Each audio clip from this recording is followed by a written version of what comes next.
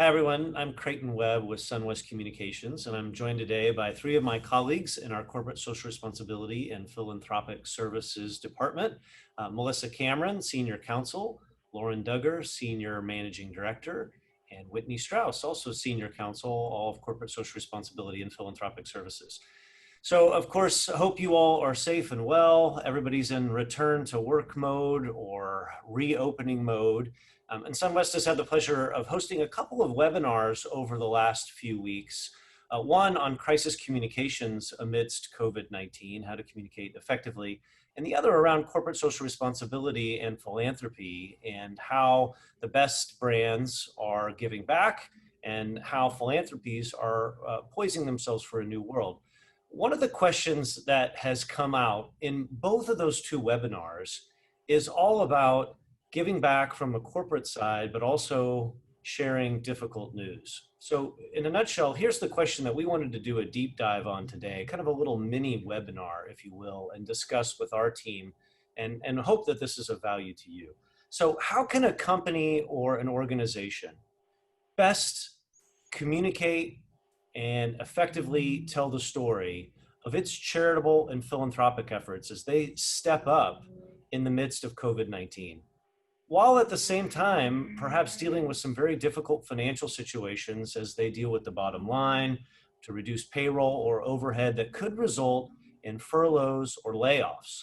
And how do you do that? So we thought we'd dig in a little bit today and discuss that. Let's just go by alphabetical order. Melissa Cameron, what's your take? How does a company do this?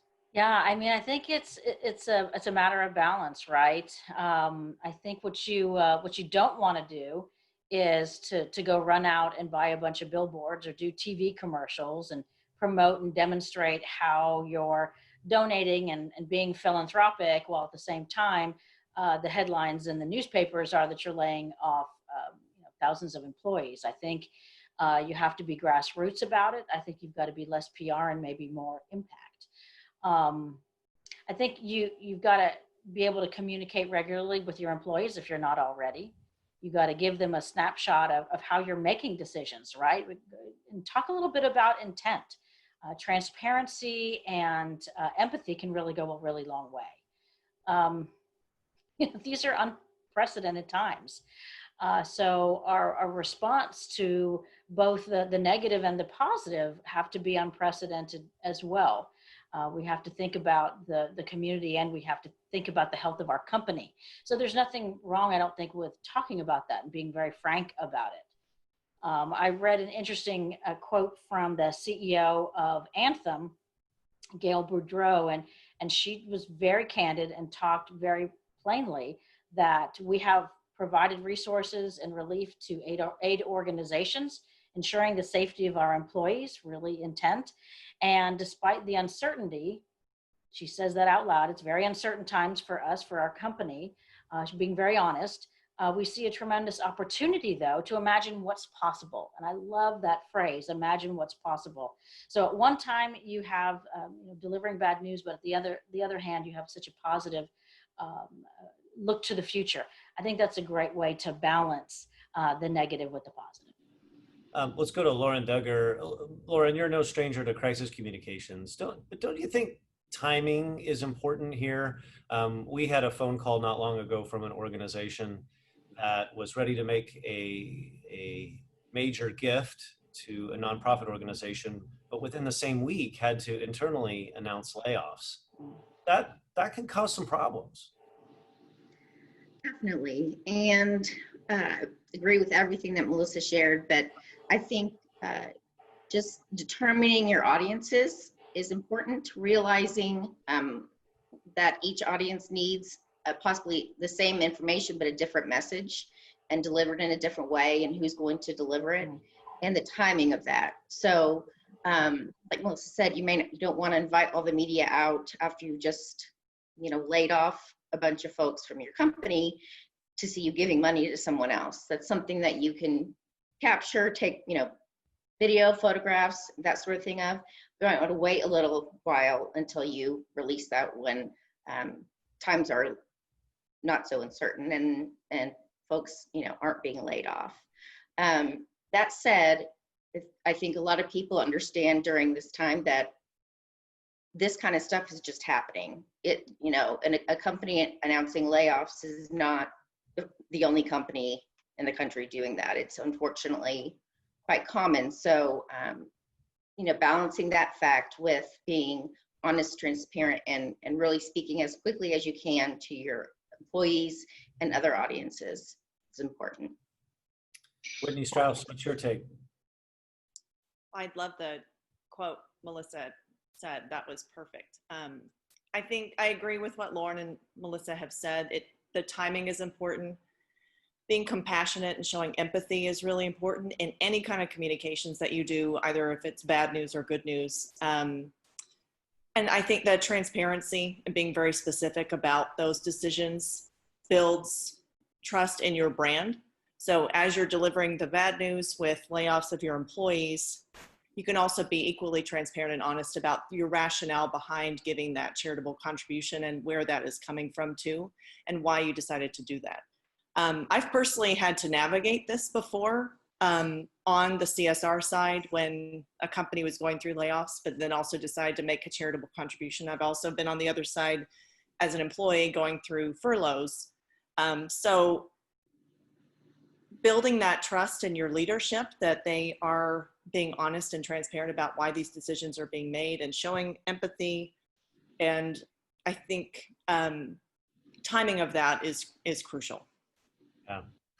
And of course, it's not just black and white either, is it? Right.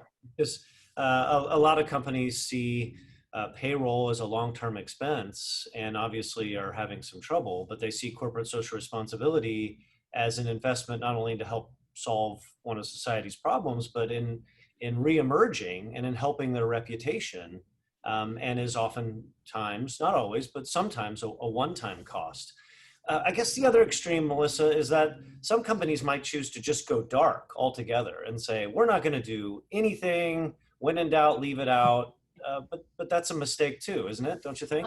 There's no question. If I had one piece of advice, it would be to do something.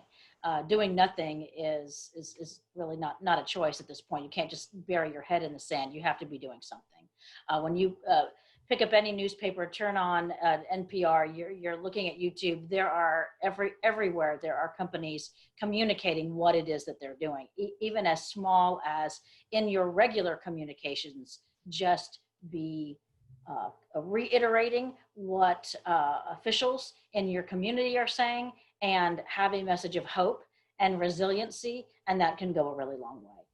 Yeah.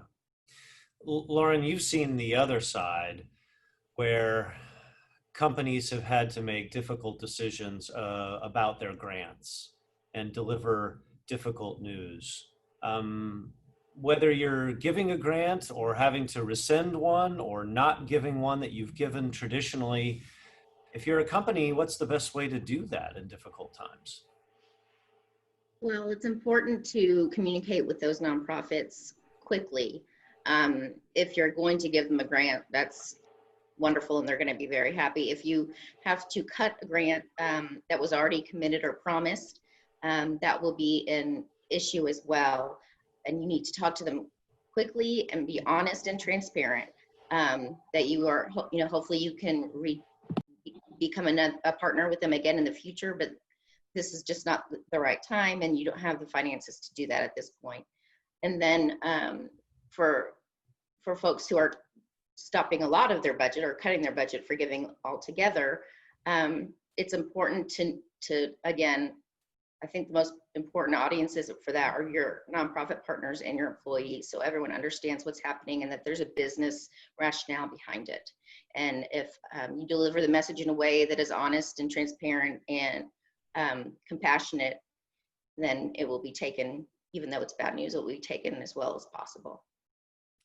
Yeah, you can't ever forget that we're always playing the long game, and our communications are really how we do that, right, Whitney? Right. I was going to just add to that. If you are not creating your message and being proactive about that, someone's going to create it for you.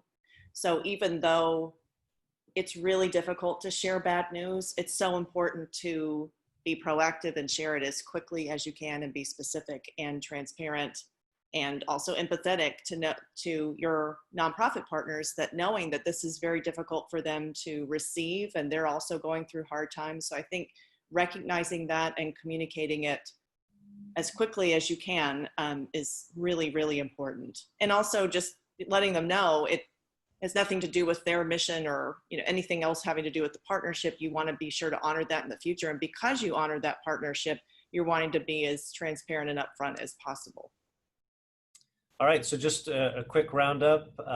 Last few words from each of you. What would just be your one piece of strongest advice to corporate social responsibility experts as they have either good news or bad news to communicate, or any kind of news while we're in these tumultuous times? Melissa, you first. Just one? That's going to be hard. Timely. I agree with Lauren. I'm going to steal from each one of my colleagues here.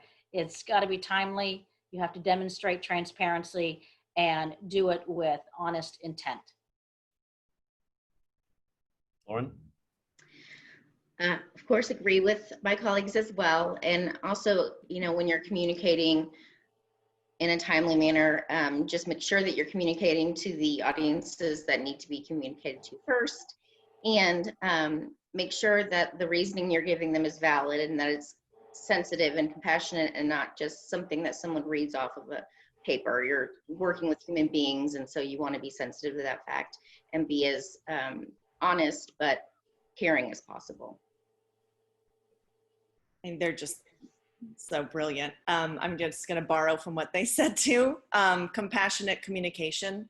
That's what I always go to, and how you are delivering that to your various stakeholders and making that as personalized as you can, because these relationships with your employees and your nonprofit partners, any kind of stakeholders, have built your brand. So how you deliver that news will be something that the public and all of those stakeholders will remember moving forward, whether it's bad or good news.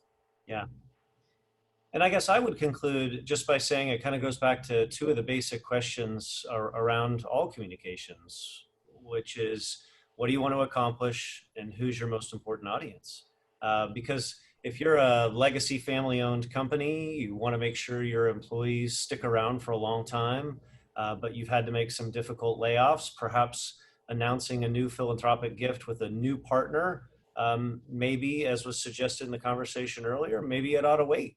On the other hand, if it's a long-standing partner that you've had for 10 or 20 years, it might make more sense and it might be more palatable throughout your communications. Well, the lights are going out here, so that's a sign that we've talked long enough.